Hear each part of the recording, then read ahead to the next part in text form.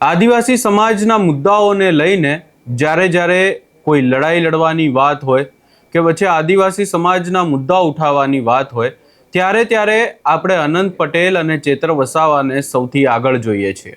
પરંતુ ચેતર વસાવા પહેલાથી જેલમાં છે અને અનંત પટેલ દ્વારા એવું કહેવામાં આવી રહ્યું છે કે 2027ની ચૂંટણીની પહેલા તેઓ પણ જેલમાં જઈ શકે છે. શું છે સમગ્ર મામલો, એની વિગતે ચર્ચા કરીશું. નમસ્કાર, હું છું ઉજ્જવલ અને આપ જોઈ રહ્યા છો નિર્ભય ન્યૂઝ. છેલ્લા કેટલાય સમયથી આદિવાસી સમાજને લઈને અનેક ચર્ચાઓ થઈ રહી છે અને એનાથી પણ વિશેષ ચર્ચા થઈ રહી છે ચેતર વસાવાને લઈને. ચેતર વસાવા હાલ જેલમાં છે અને 24 તારીખે આખા કેસને લઈને સુનાવણી છે. પરંતુ એના પહેલા આખી બાબતને લઈને જો ચર્ચા કરવામાં આવે તો આપણે જોઈ રહ્યા છીએ કે હાલ સાગબારા અને તેના આજુબાજુના વિસ્તારમાં ખેડૂતોનો વિરોધ પણ ચાલી રહ્યો છે. આ તમામ ચર્ચાઓની વચ્ચે હવે અનંત પટેલ દ્વારા આ જે આખા મુદ્દાઓ છે, તમામ મુદ્દાઓને વિધાનસભાનો જે 3 દિવસનો સત્ર મળવાનો છે એની અંદર ઉઠાવવાની વાત કરવામાં આવી છે.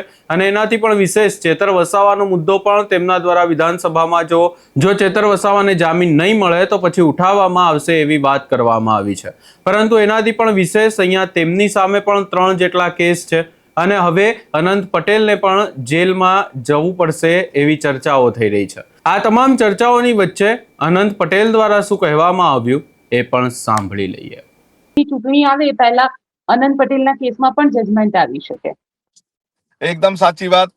મારા પર 3 કેસ જે થયા છે 2022માં, એમાં મારી ગાડી પર હુમલો થયો, મારી ગાડીના કાચો તોડી નાખવામાં આવ્યા, મારા પર માથાના ભાગે ઈજા કરવામાં આવી, મારી પાસડી તોડી નાખવામાં આવી, છતાં પણ મારા પર કેસ થયા અને મારે જામીન લેવા માટે હાઈકોર્ટમાં જવું પડ્યું. અને જ્યારે ભારતીય જનતા પાર્ટીના ત્યારે તત્કાલના જિલ્લા પંચાયતના પ્રમુખ જાતે પોતાના સાગરિકો સાથે હુમલો કર્યો, એમને ટેબલ જામીન મળી ગયા.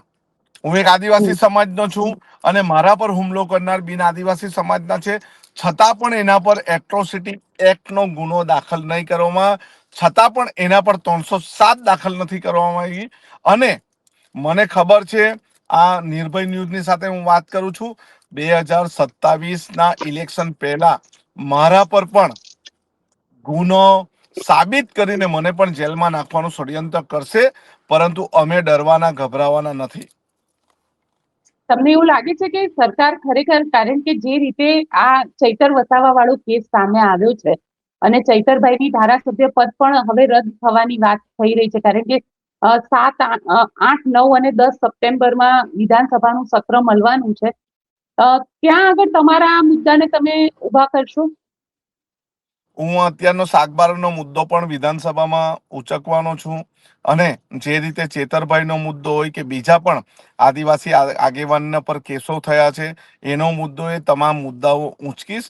અને આદિવાસી વિસ્તારમાં જે પ્રોજેક્ટો જઈ રહ્યા છે, આદિવાસી સમાજની જમીન જઈ રહી છે, જંગલ જઈ રહ્યું છે, એના બાબતનો પણ હું મુદ્દો એ ઉચકીશ. તમને લાગે છે કે જે વિકાસ શહેરોની અંદર થઈ રહ્યો છે, જે વિકાસની વાત બીજે બધે ગુજરાતમાં કરવામાં આવી રહી છે, આદિવાસી વિસ્તારમાં એવું કંઈ જ નથી. જો સ્ટેચ્યુ ઓફ યુનિટી બનાવ્યું, પણ આદિવાસી યુવાનોને ત્યાં રોજગારની વાત હોવી જોઈએ, તો એ રોજગાર નથી થઈ શક્યો. સ્ટેચ્યુ ઓફ યુનિટીની વાત કરીએ, આપણે કેવડિયાની વાત કરીએ, માત્ર ને માત્ર સરકારે સારી સારી કંપનીઓ, સારી સારી કોર્પોરેટને ત્યાં હોટલો આપી દીધી. પણ મારે તમારા માધ્યમથી એમને પૂછવું છે કે કોઈ પણ આદિવાસી દીકરાને નોકરી મળી છે? કોઈ પણ આદિવાસી દીકરાની હોટલ છે? કોઈ પણ આદિવાસી દીકરાને ત્યાં કામ મળ્યું છે? હા, અમે આદિવાસી સમાજના છે એટલે અમને ઝાડુ મારવા માટે અથવા બેડશીટ બદલવા માટે, ત્યાં સાફ સફાઈ, વાસણ માંજવા માટે રાખે છે, પણ એ નોકરી નથી. અમારી હિસ્સેદારી, અમારી જમીન છે, અમારો વિસ્તાર છે, તો અમારી હિસ્સેદારી 70%ની હોવી જોઈએ, પરંતુ આ સરકારે આપી નથી. આ સરકાર માત્ર કોર્પોરેટો સાથે રહીને, ઉદ્યોગો સાથે રહીને એમના હિસ્સા ભરવાની વાત કરે છે. આવનારા દિવસમાં નવું કોઈ આંદોલન શરૂ કરવાના છો તમે? આવનારા દિવસમાં સમગ્ર ગુજરાતમાં અમે આદિવાસી અધિકાર યાત્રા કરવાના છે અને આદિવાસી સમાજના યુવાનોને, જેનજીને, આલ્ફાને, બધાને ભેગા કરીને એક જ વાત કરવાના છે કે આપણે બધા ભેગા થઈને આદિવાસી સમાજના હક અને અધિકાર માટે લડશું. અને તમે બધા એના માટે જાગૃત થાઓ.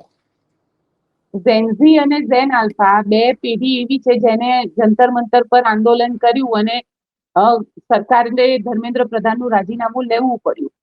તમને લાગે છે કે પરિવર્તન લાવી શકશે?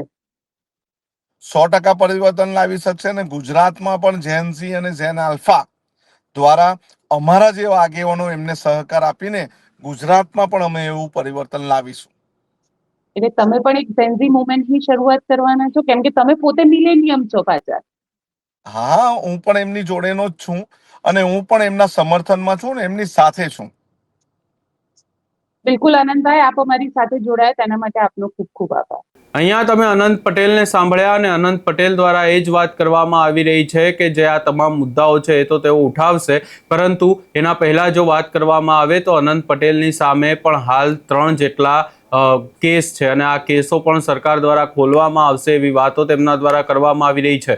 2027ની ચૂંટણી પહેલા અનંત પટેલ પણ ચેતર વસાવાની જેમ જેલમાં જઈ શકે છે એવી પણ ચર્ચાઓ થઈ રહી છે, પરંતુ હવે આ આખી બાબતને લઈને તો ચર્ચાઓ થાય છે, પરંતુ ચેતર વસાવાના કેસને લઈને જોવાનું રહેશે કે 24 તારીખે શું સુનાવણી થાય છે. પરંતુ એના પહેલા હવે જે અનંત પટેલ છે તેમની સામે પણ શું પોલીસ દ્વારા કાર્યવાહી કરવામાં આવશે, એ સવાલ હવે સૌથી મોટો સવાલ ઊભો થઈ રહ્યો છે. આ સમગ્ર બાબતે તમારો શું અભિપ્રાય છે એ અમને કમેન્ટ કરી જરૂર જણાવશો ને અમારી ચેનલ નિર્ભય ન્યૂઝને લાઇક, શેર, સબસ્ક્રાઇબ કરવાનું ભૂલશો નહીં.